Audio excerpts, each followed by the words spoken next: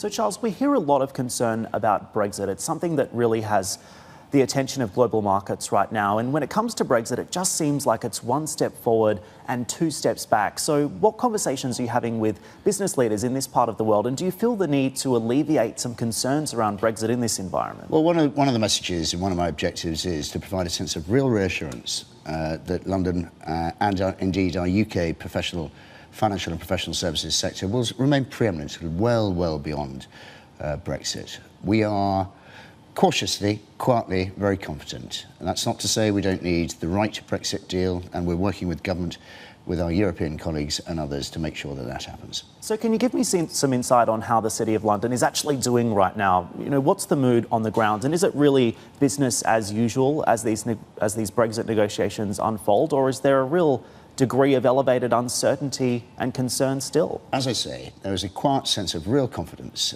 underpinning London. It's an extraordinary place, and we are, just remember, very much an international and a global centre of excellence for financial and professional services.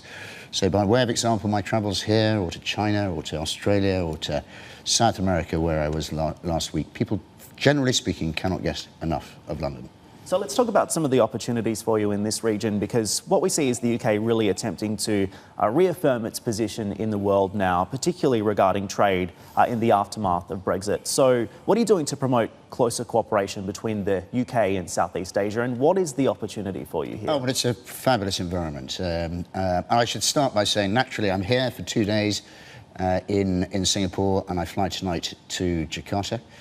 One might observe that there is a sort of healthy sense of competition between Singapore and London, two great international centres for financial and professional services. But what I would observe, there are an extraordinary array of activities where we can collaborate and work together, whether that's in cyber, whether that's in fintech, whether that's in infrastructure, green finance, digital skills, so many areas in this new world in which we live.